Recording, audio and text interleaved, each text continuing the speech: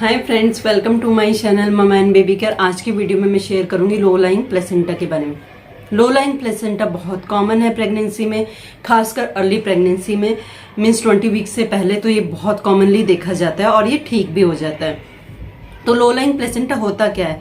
Placenta आपको पता है, बच्चे की जो नाल अटैच होती है हमारे नाभि से, उसको हम प्लेसेंटा बोलते हैं, जिससे बच्चे को सारे प्रोटीन, हमसे सारे न्यूट्रिएंट्स बच्चे तक पहुंचते हैं, ऑक्सीजन बच्चे तक पहुंचता है। अब प्लेसेंटा आपका होना चाहिए अब जैसे कि आप पिक्चर में देखेंगे ऊपर की तरफ होना चाहिए यूट्रस में, पर कई बार क्या होता है कि हमारा एग जो है नीचे की तरफ इम्प्लांट हो जाता है, तो वो नीचे आ जाता है।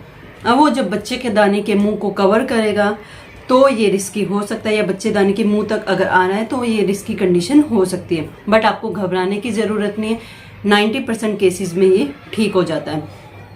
और क्या है कि 10% केसेस होते हैं जिसमें कि प्लेसेंटा ऊपर नहीं आता, तो सी सेक्शन इसमें करना पड़ता है। एक रिस्क ये होता है, और इसमें ब्लीडिंग हो जाती है कई बार, और साथ में प्रीमेच्योर डिलीवरी का रिस्क होता है। बट हमें नेगेटिव आउटकम्स नहीं देखने, क्योंकि 90% केसेस में ठीक हो जाता है।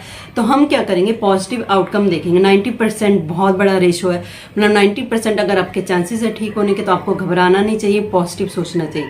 इसमें क्या प्रिकॉशंस लेने हैं?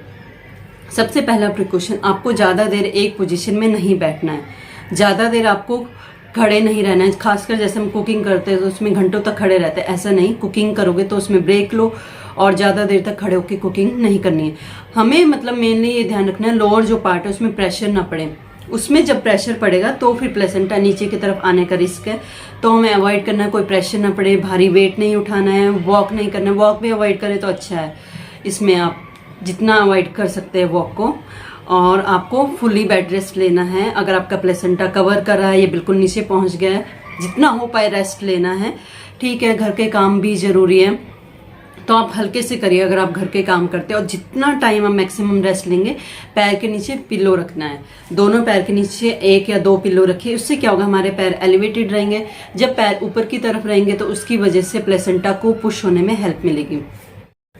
तो मेनली लो लाइंग प्लेसेंटा का ऐसा कोई सच इलाज नहीं है, ये मतलब अपने आप ऊपर आता है। बस इसमें हमें प्रिकॉशंस लेना, रेस्ट करने से ही ये ठीक हो सकता है। इसका मतलब और कोई सॉल्यूशन नहीं है। जितना आप आराम करते हो, जितना आप रेस्ट लोगे, लोअर पार्ट में जोर नहीं डालोगे, एक्सरसाइज वगैरह भी मत कीजिए। ब्रीदिंग एक्सरसाइज हम कर सकते हैं, बट जिससे कोई जोर लगे ऐसा कोई भी काम आपको नहीं करना है। ट्रैवलिंग नहीं करनी है, इसमें रेस्ट ही ओनली सॉल्यूशन है। और पॉजिटिव आप जितना सोचेंगे उतना अच्छा है। लो लाइंग प्लेसेंटा आपका 12 वीक्स में डिटेक्ट हो जाता है, और 20 वीक्स तक इसके चांसेस है ये ऊपर आ जाएगा। बट किसी किसी केस में ये 30 वीक्स तक भी ऊपर आ सकता है, 32 वीक्स तक भी, 34 वीक्स तक हमारे चांसेस रहते हैं कि प्लेसेंटा माइग्रेट कर जाएगा।